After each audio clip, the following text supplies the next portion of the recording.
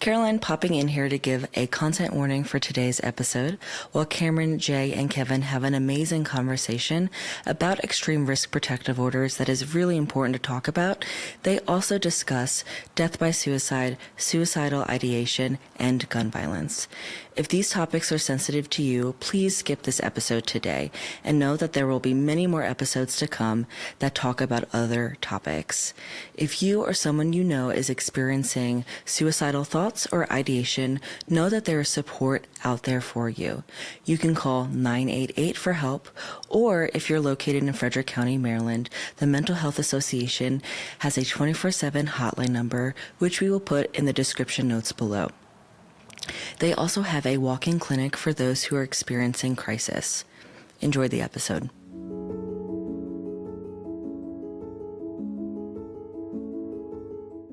Hello, I'm Cameron, a senior at Hood College studying social work and a current intern at the Hartley House. I'm taking over the podcast for Caroline today, and I hope that you all enjoy. Please subscribe to our YouTube channel and like this video. Today, we sat down with Frederick health worker Jay Hessler and FPD officer Captain Meyer to learn more about ERPOs, Extreme Risk Protective Orders. We cover what they are, how you file for one, and the impacts on the community, as well as more. Jay Hessler currently serves as the Assistant Director of the Behavioral Health Services Division at the Frederick County Health Department. In the 18 years that Jay has been with the health department, he has worked as a treatment provider and administrator. This included working to expand the reach of FCHD's overdose response training program and Narcan distribution efforts, peer recovery specialists, and supports and interventions for youth. In the 21 years that Jay has worked in behavioral health field, he has done direct treatment with children and adults in the areas of mental health and substance use disorders. He has done this in both public health and private practice settings.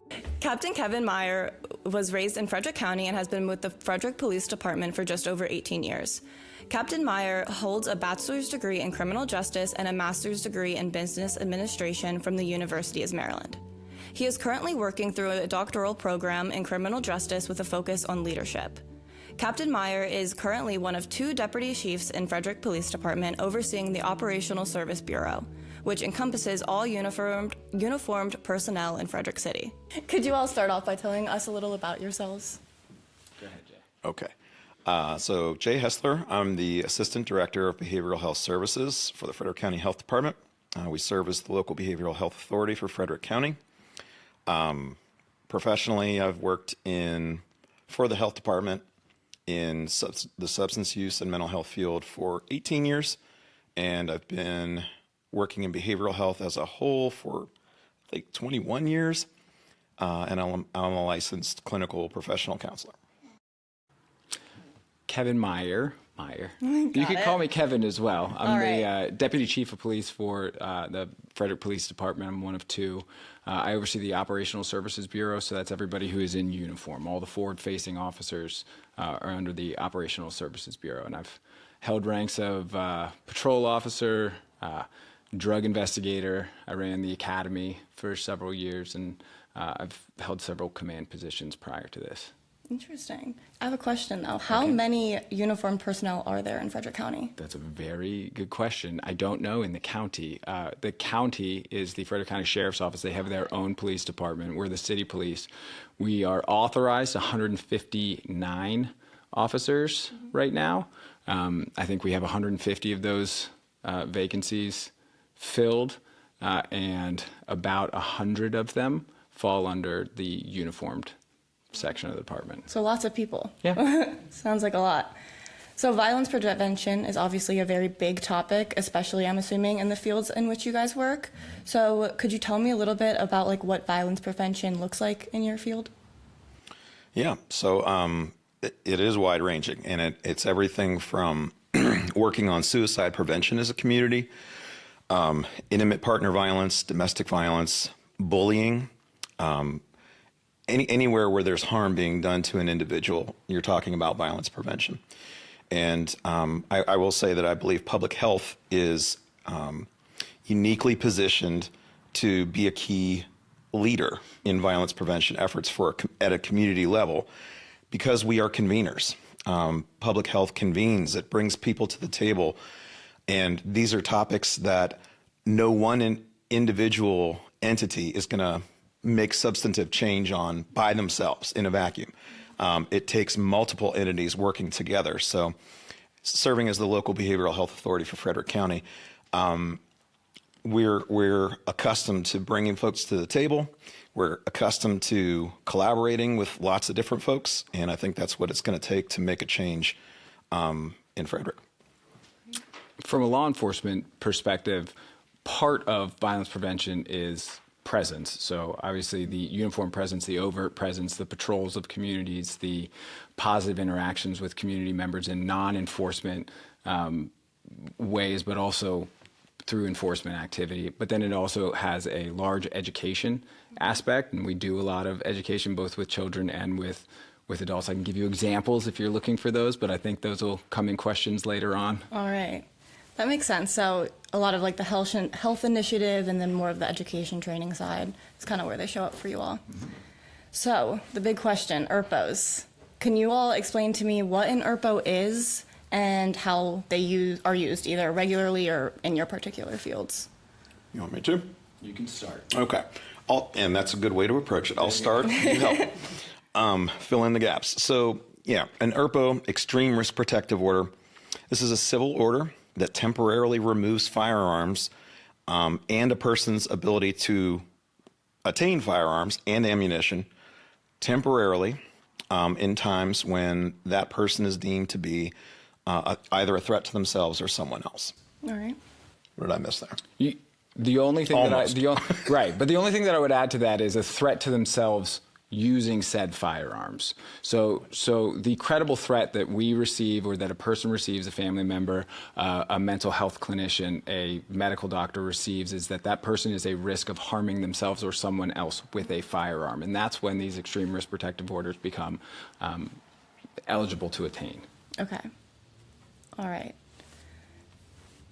Do ERPOs show up differently in each of your roles, or is it kind of dealt with in a more holistic manner? I would say for sure they show up differently, mostly because unlike a protective order or a peace order, which generally anybody can get on anyone else if they can show that there is a credible threat to their safety from that person, an ERPO can only be applied for by a certain group of individuals. Mostly it is a family member or somebody who is in an intimate relationship with that person, a medical doctor, a mental health professional, or a police officer. And that's where we usually will get involved when it is, somebody has threatened another person with which they're not related or in a domestic partnership of any kind with, and they've threatened them with a firearm, or they've made threats of harming themselves with a firearm, and they're not able to go and apply for the ERPO, then the police get involved because we are able to.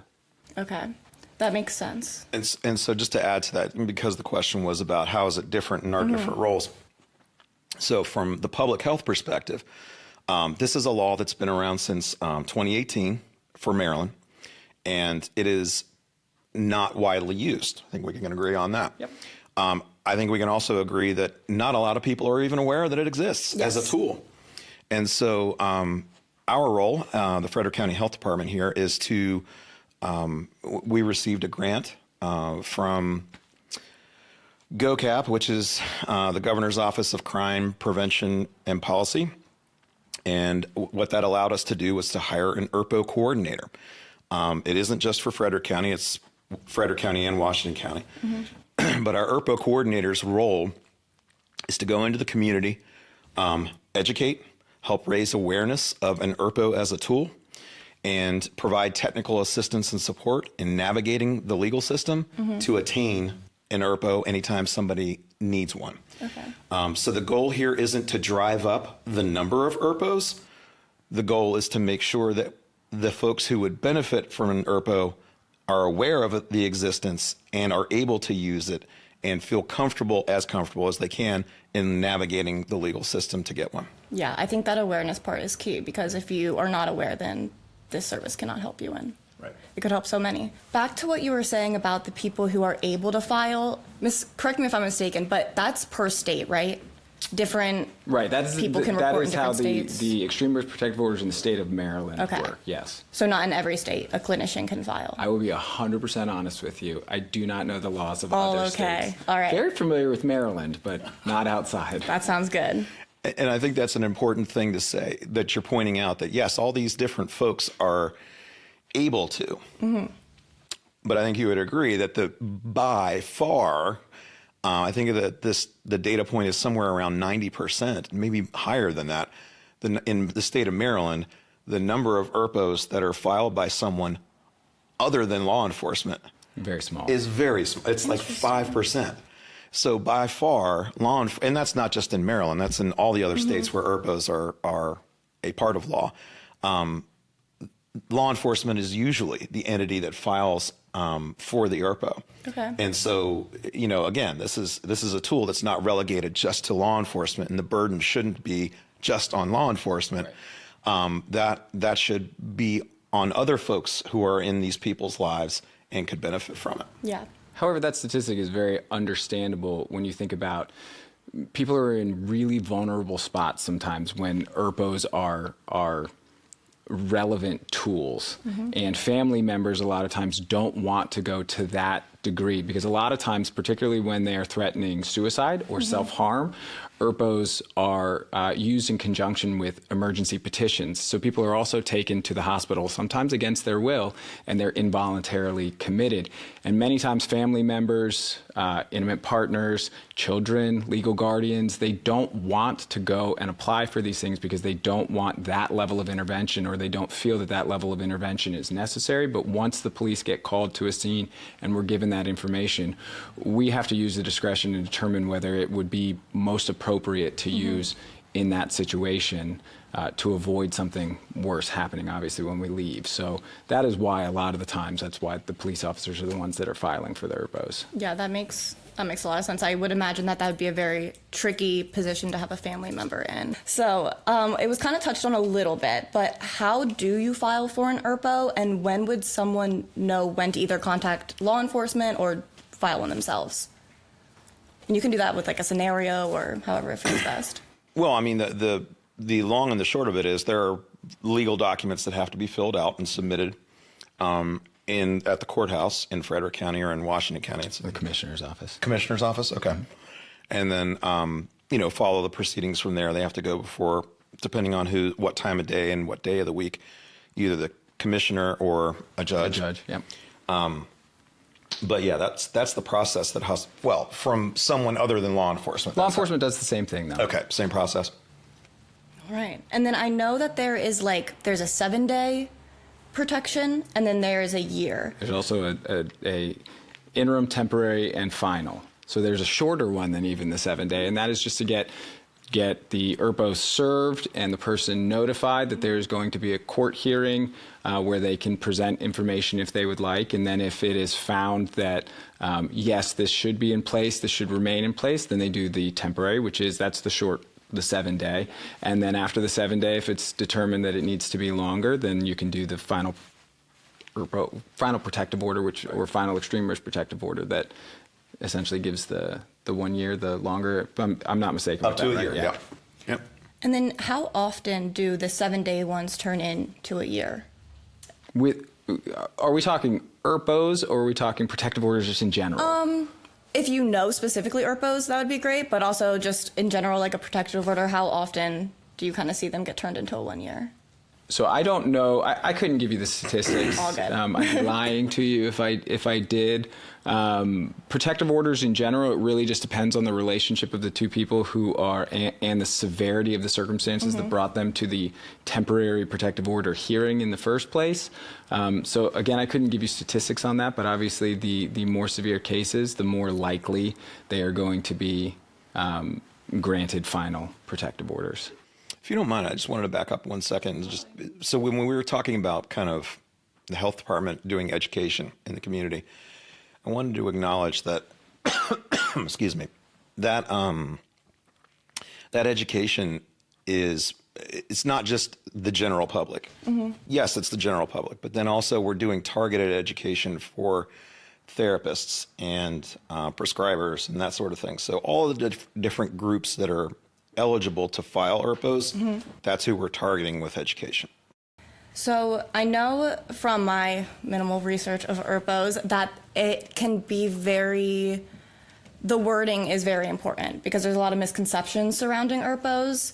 How do you see that kind of play out in your jobs, or do you know of any of these misconceptions that people might have? When they first were introduced, there was a very common misconception that this was like the state's attempt at gun control. We're using the police departments to come and take people's guns, and that is not an accurate representation of what these are. They are not used regularly. They are still very seldomly used, and many of the times we fill these extreme risk protective orders out and the person doesn't actually own a firearm.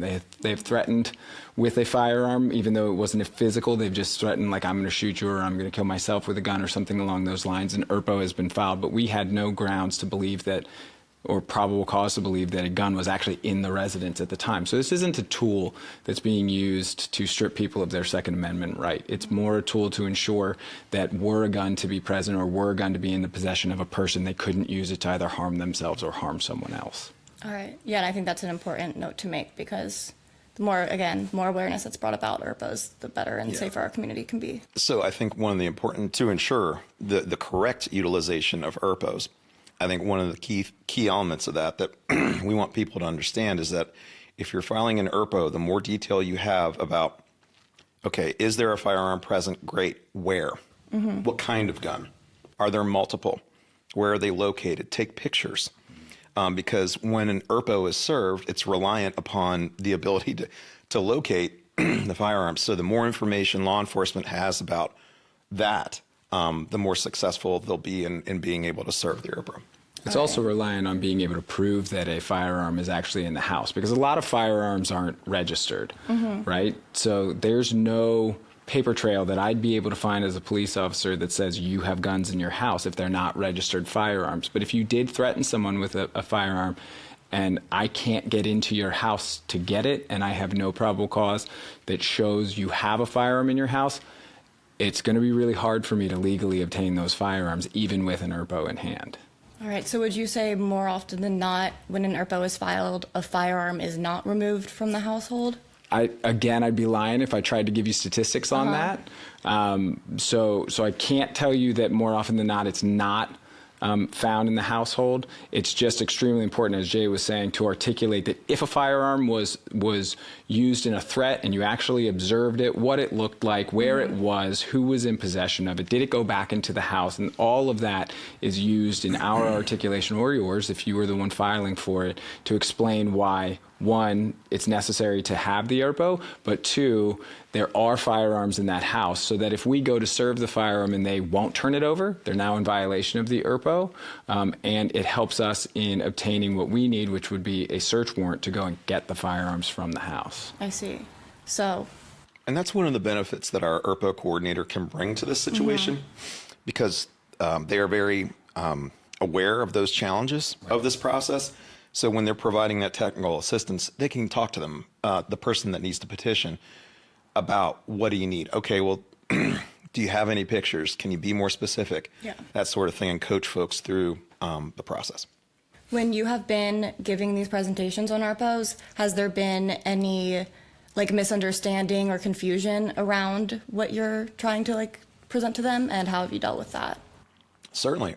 So the ERPO coordinator does a great job of getting lots of people's input on the content in the actual trainings, from law enforcement's aspect to clinicians to folks from Johns Hopkins School for Violence Prevention, and really incorporating a lot of different types of examples and scenarios to talk about when is it appropriate, when isn't it, that sort of thing. When will it be granted? When won't it? So I think that's an important aspect. Yes, there are misunderstandings. I think the most common one is that this is some form of governmental gun control, as you mentioned, which it absolutely is not. And it is absolutely just a tool to try to ensure people's safety and prevent death. So really framing ERPOs in a prevention and safety framework rather than a control is really important in getting the message across in a productive way. That makes a lot of sense. Could you all tell me about what are some other types of violence prevention or PO orders?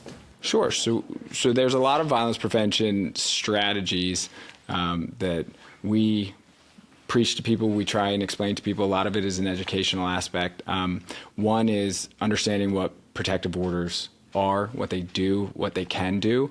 A protective order can prevent another person. It is just a piece of paper, but it can prevent another person from coming to your home, coming to your place of business, contacting you either by in person, by cell phone, by email, by mail, as we've had that happen before.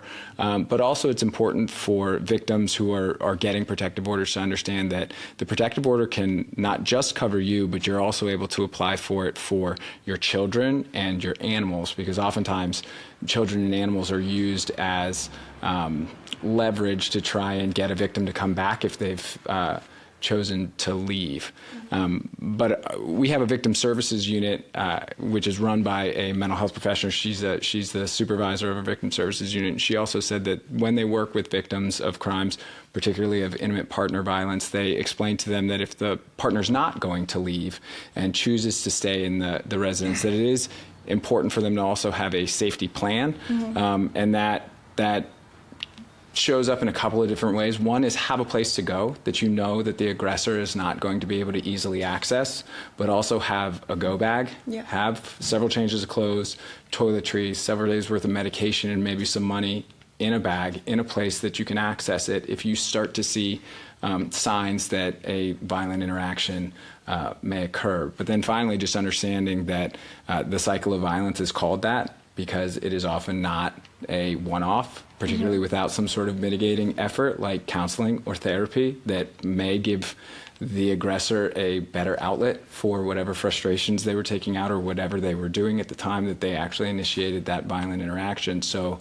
understanding that if it's happened once, it will likely happen again, and protect yourself in that manner.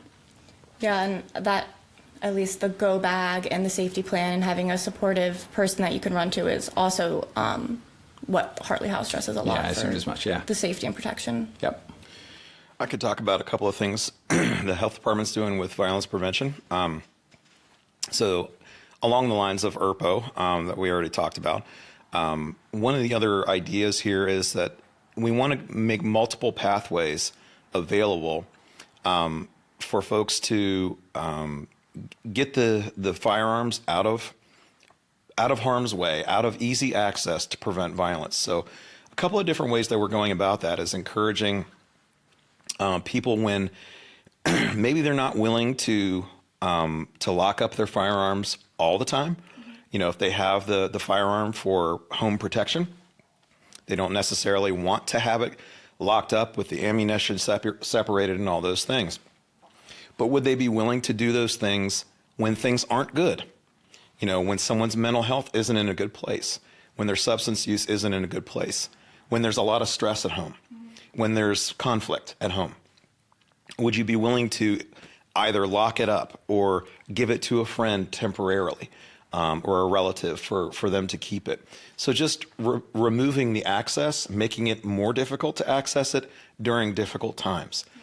So if they're not willing to take those measures right away, how about when things aren't good?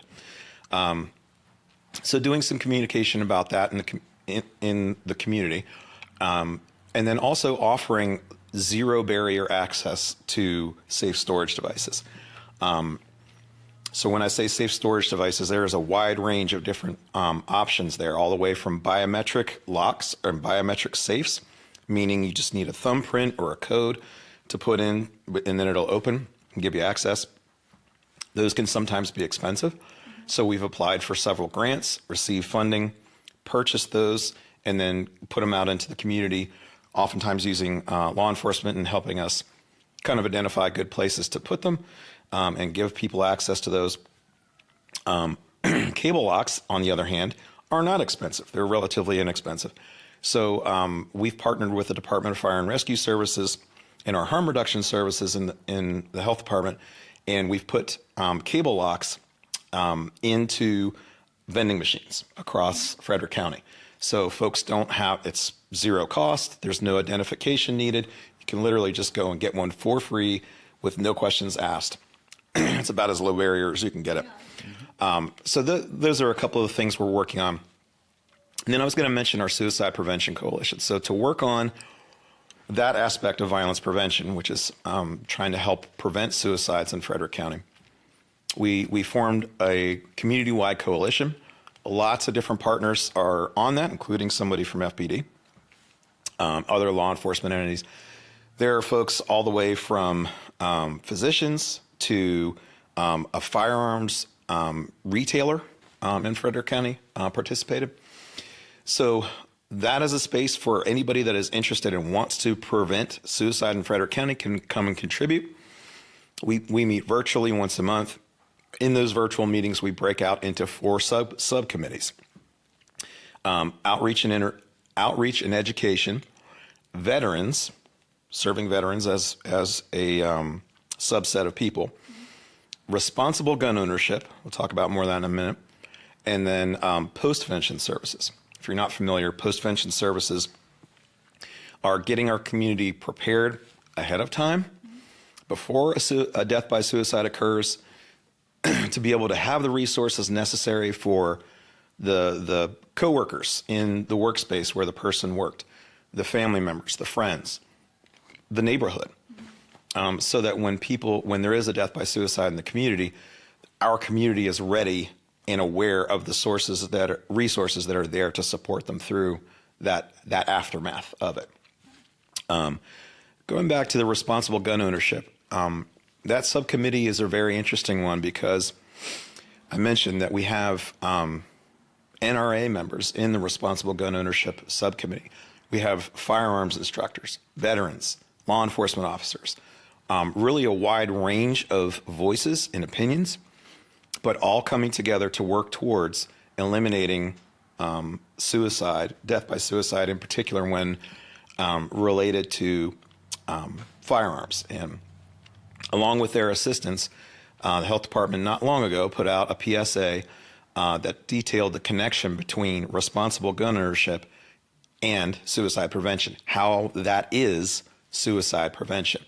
Because by putting a barrier in between the person and the firearm that they're intending to utilize, if we have some barriers in place that require time for them to access it, sometimes it will prevent a very impulsive decision, something that can't be taken back. And so we've done things like given stickers to folks with their safes to put on the inside of the lid that says, take a second, call 988, talk to somebody before you do anything. So yeah, that responsible gun ownership subcommittee is helping us deliver the message in a way that our audience, the folks who need to hear it, hopefully do. Yeah, those are all great prevention strategies. And we need more of those. There is a fear of losing access to your firearm. That if you talk about struggling with your mental health or having thoughts of suicide, that you'll lose access to your firearm and not be able to get it back. From our perspective, it's less a concern that I'm going to lose access to my firearm and more concern that I'm going to lose my job. Gotcha. Yep. Just because, from the Hartley House perspective, for instance, if you woke up tomorrow and you had suicidal ideations and you admit that to your boss, they might go, let's take some mental health days, let's get you figured out, and then tomorrow come to work.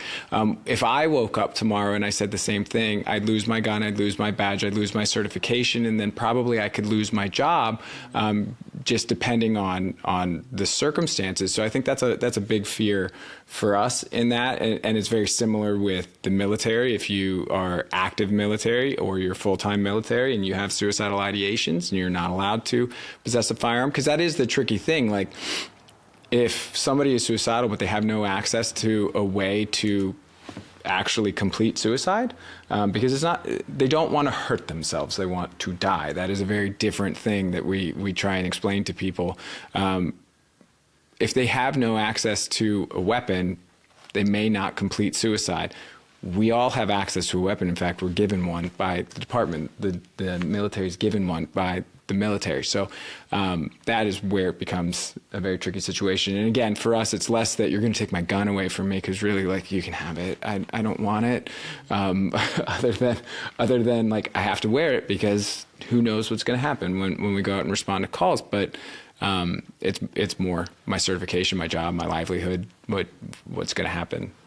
And we tend to be focusing on firearms in particular because in Frederick County in particular, 50%, a little over 50% of the deaths by suicide in Frederick County are by firearms. So they are the most common. And more importantly, the amount of times that someone makes a suicide attempt with a firearm that doesn't result in death is very, very small. Right. Whereas with the other forms of attempting suicide, attempting to die that way, are not anywhere near as frequently resulting in a death. Yes. Well, a lot of it has to do with intervention strategies. If you cut your wrists or you stab yourself or you take medication, there's time where we can intervene. It's a little more immediate when a firearm is being used. So moving on, what are positive childhood experiences and how do they tie into violence prevention? So one of my favorite topics. All right. We started our conversation with talking about the larger overarching issue of violence prevention. And I think a lot of us have, over the last maybe 10 years, become really familiar with what adverse childhood experiences are. Mm-hmm. Those traumatic events that occur during childhood that if you have a certain number of them, based on data, you can predict what kind of negative health outcomes a young person can experience in adulthood. Yeah. And that's pretty gloomy. Yeah. So further research has been done, and what's been discovered is that there are 7 specific things where if a child has this in their life, they are much more likely to develop resilience. And so, one of my kind of favorite ways of describing this is I did an ACEs presentation one time, and someone came up to me afterward and said, with wide eyes, my child, I know, has at least 4 of those. So are they just out of luck as an adult? And of course, the answer is no. Yeah. Because if there are protective factors in place and the kid has resilience, then that ameliorates the impact of the traumatic stress on the young person. So what can we do as a community to try to help kids navigate trauma? And the answer here, in which obviously some of the trauma is a result of violence, what we're talking about. And the idea here is to raise resilience of our youth as a community. And it's so easy. These 7 things are not difficult to access. So the 7 things are feeling family stood by you during difficult times, participation in community traditions, having at least 2 adults who took a genuine interest in you, in your youth, feeling supported by friends, feeling a sense of belonging in high school, feeling safe and protected by an adult in your home, and feeling able to talk about your feelings with your family. I think one of the key things to understand or think about when you consider those 7 things, out of those 7, only 3 of them are dependent on your family. There are 4 other ones hanging out there that a kid can access on their own or with the assistance of their community providing support. Excuse me, geez. And so, the data shows us, there's wonderful data from the Youth Risk Behavior Survey in Frederick here, and it gives us a data point that says for kids that responded to that survey, if they had 2 or more PACEs in their lives, they were less likely to report thoughts of suicide, ever having a plan for suicide, and reporting negative mental health overall. So just the presence of 2 of those things, no matter how many ACEs they experienced, they're less likely to experience those things. So I was the wrong person for this interview. These work. Positive childhood experiences work. Community resilience works, and it's cheap, and it's easy to access. We just need to be aware of it as a community and have everybody doing their part trying to connect kids to these things. So along those lines, the health department has set out and tried to do their part in this by having one of our staff people go out into the community and provide training about positive childhood experiences to places that are already providing them without even realizing that they are. Yeah. So going to places like places that give music lessons or a karate dojo or religious institutions, any of these things, they're doing the work and not even getting credit for it or knowing that they're doing it. And so one of the coolest things that, one of the coolest successes, and the person who's doing the work has had many, but one of the coolest successes was getting one particular church to commit to adding education about positive childhood experiences to their baptismal classes. That's really So cool. as the new parents come in, we're getting them right from the start and priming them with understanding what they need to focus on as parents. One of the most troubling things that came my way, excuse me, during COVID was parents calling us and saying, you know, my kid's mental health is suffering right now, and there's like a 6-month waiting list to get into therapy. I'm helpless. There's nothing I can do. But they can. They could be trying to focus on connecting their kids to those 7 paces. And so this is just a really low barrier thing that we can all work on as a community. And when I say everyone, I mean everybody. Well, we do, and we do. We talked about this earlier. So these programs are not unique to the Frederick Police Department. I know a lot of police departments have programs where we work with various youth organizations, but just speaking for us, I'll toot our own horn. The Frederick Police Department works with various nonprofits that work with kids in the community to do things like Coffee with a Cop, to do shop with a Cop over Christmas, where they can buy Christmas presents for not only themselves but for family members, and a police officer escorts them through the store. They do Fish with a Cop, where police officers round up kids throughout the city and they take them out fishing and they teach them how to clean the fish and eat the fish if they want to. But also, like tonight, for instance, I'm working with the City Youth Matrix. I'll give Aaron Vedder and the City Youth Matrix a big shout out because they started a program which is a woodworking class with the police department, where me and another commander actually work with a group of at-risk youth. So these are youth that have some sort of risk factors that may put them into contact with law enforcement at some point, or the justice system at some point in their lives. And so they get to come and have positive experiences with police officers, where we're working with them for hours several times throughout the year, and we make something. We make an item that they can actually take home, that they can give as a gift to somebody else, and they can learn, saleable skills from that, like woodworking or electrical, or, we work with epoxy, and they get to learn the scientific things like.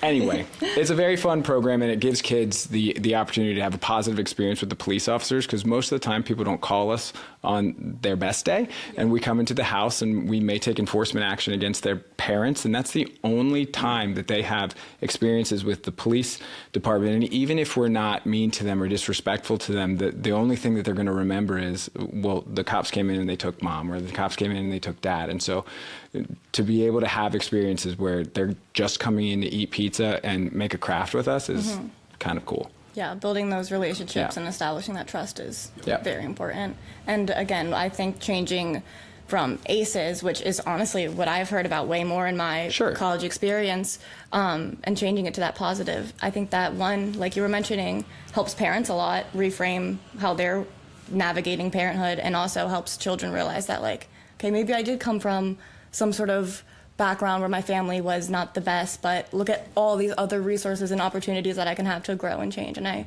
think that perspective is very important. So this one, I think we've already kind of touched on it, especially with your response, but how can law enforcement be a factor in promoting childhood positive experiences, maybe outside of those building? So outside of those, I mean, it's not, again, it's not unique to just children, but promoting childhood experiences. I mean, we have some programs like the ones that I talked about, but also ones where when we come into a house and we have to take enforcement action, and there are children present and they are privy to the enforcement action. I don't know if you're aware of it, but we have a Handle with Care program. Did you learn about that? I think I've heard of it, but I'm not too familiar with the intricacies of it. It's a program that allows us to notify a children's school that, hey, we're not going to give you the specifics of the incident that we responded to, but there was a police incident that occurred at their house.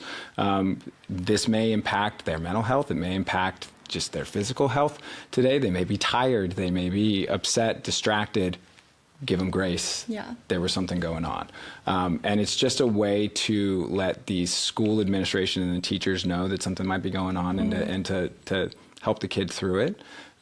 Which I think can greatly impact how their mental health goes for the rest of the day and the rest of the week and leading on. Yeah, totally. That makes a lot of sense. Yeah. Is there any last information or comments or notes that you would want people to know about ERPOs? So for me, from my perspective, I would just say I would encourage anybody that wants more information about this and PACEs, positive childhood experiences. You can do an internet search, ERPO, Frederick, Maryland, and the first thing that's going to come up in your search is the link to the health department's webpage. It has tons of information about what ERPOs are, how to file them, the actual paperwork to file, contact information for our ERPO coordinator. So whether you're interested in more training or technical assistance and support, you can get it there from the website. I'm sorry. You want me to read okay. this out for you somewhere? Seriously, I should have had somebody else doing this. And then for positive childhood experiences, same thing. If you just do a search, positive childhood experiences, Frederick, Maryland. We have a website specifically for that has information about all that stuff and data and research that shows how effective it is, and even information like posters that you could put up in your business or office, and like kind of sample social media posts that you could put out through your social media about positive childhood experiences. So I would just encourage people to go read, do some research, figure out how you can be an educator for others in our community with that knowledge. I appreciate it. I don't have anything specifically for ERPOs, but on violence prevention in general, we talked about earlier that we have educational aspects that the police department does, particularly for the community. One thing that Jay and I were talking about earlier, because I think your department actually went through it, is the department offers, we have several instructors that teach a CRACE class, which is a civilian response to active shooters. And it goes along the lines of ERPOs as it is firearm related, but we have instructors that will either bring you to our facility or they'll come to your business, and they've worked with several businesses in the community, several nonprofits. I don't know if they've worked with the Hartley House, but they probably, I assume they would have. One recently. Right, yeah. And it's a super important aspect because it gives people the understanding that it's not simply hiding in a closet or trying to run out the door. If there is an active threat in your building, there are other things that you can do. One of the coolest stories that I heard, which I wish the chief was here because he would tell you about it himself, but he was one of the commanding officers on scene for the Tree of Life shooting in Pittsburgh, and the synagogue had just gone through a civilian response to active shooter program prior to that happening. And whoever was leading the service that day actually had his cell phone on him at the time of the shooting, and he had never done that before. But because he went through this training, he thought, okay, they told me to keep my cell phone on me, so I'll keep my cell phone on me. And because he did, he was able to call 911 and get a police response there much sooner than would have happened had he not had his cell phone there. So it's a worthwhile training. If you're a business or a nonprofit that operates in the city of Frederick, please give us a call and we can set that up for you. Well, thank you all for being here today. Sure. I feel like I at least personally know more about ERPOs, and I hope our listeners do as well. I really appreciate you taking the time to be here. Yeah. Cool. Thank you. Yeah.